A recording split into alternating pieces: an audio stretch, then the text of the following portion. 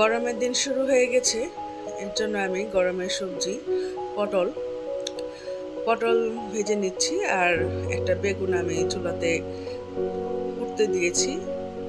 আজকে আমার বেগুন পোড়ার ভর্তা খেতে ইচ্ছে করছে।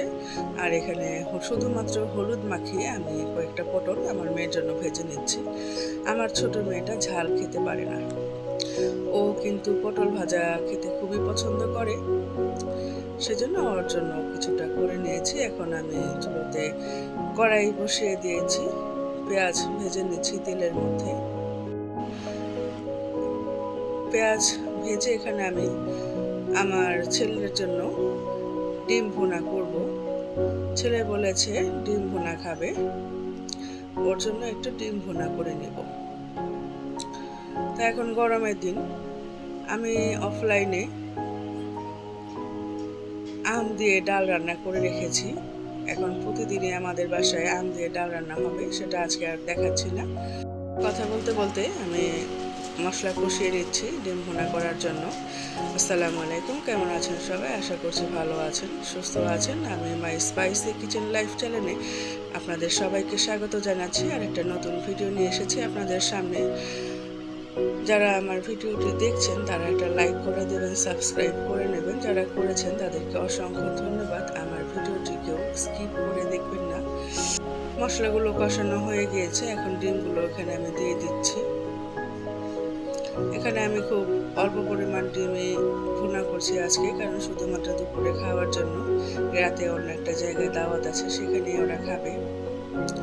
তো এখানে আবার আমি মশলা কষিয়ে নিয়েছি। আমি এখানে একটু লাউ পাতা দিয়ে শুটকি রান্না করব। এই গরমে এসব হালকা খাবার খেতেই ভালো লাগে। এই পাশে আমার আবার ডিম ভুনাটা হয়ে এসেছে, এটা নামিয়ে রাখবো। যা হোক, এখানে এটা ঢেকে দিচ্ছি। ওখানে আমি একটু গরম পানি দিয়ে নিয়েছি, সামান্য একটু ঝোল রাখতে বললো, তাতে আবার আমি একটু গরম পানি দিয়ে নিলাম। এখানে আমি এটা সামান্য একটু ঝোল ঝোল দিয়ে রাখি। এখন কেয়ার করার ছেলে বলছে যে মা একটু ঝোল রাখো। তো দেখেন এটা হতে থাকুক। প্রচণ্ড গরম পড়েছে, এত গরমে রান্না করতে কিন্তু অনেক কষ্ট হয়ে যায়।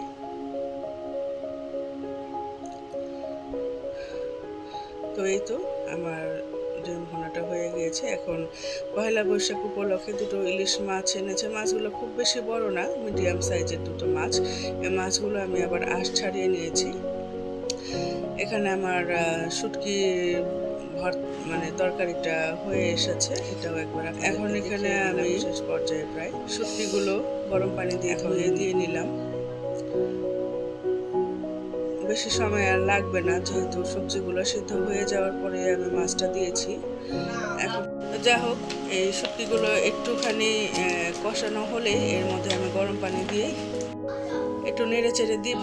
নেড়ে চেড়ে দেওয়ার পরে গরম পানি দিয়ে এটাকে ঝোল দিয়ে নেব। তারপরে হয়ে যাবে আমার এই শুটকির হালকা তরকারি।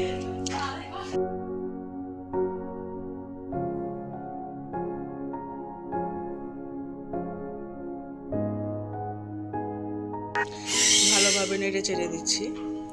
বাইরে কিন্তু অনেক সাউন্ড হচ্ছে, আপনারা কোনো কিছু মনে করবেন না। আমার এই তরকারিটাও প্রায় হয়ে এসেছে, আমার ভিডিওটাও প্রায় শেষ পর্যায়ে আছে। আমার এই ভিডিওটি যারা এতক্ষণ পর্যন্ত ধৈর্য সহকারে দেখেছেন তাদেরকে অসংখ্য অসংখ্য ধন্যবাদ। সবাইকে আমার পাশে থাকার অনুরোধ করছি। খুদা হাফেজ।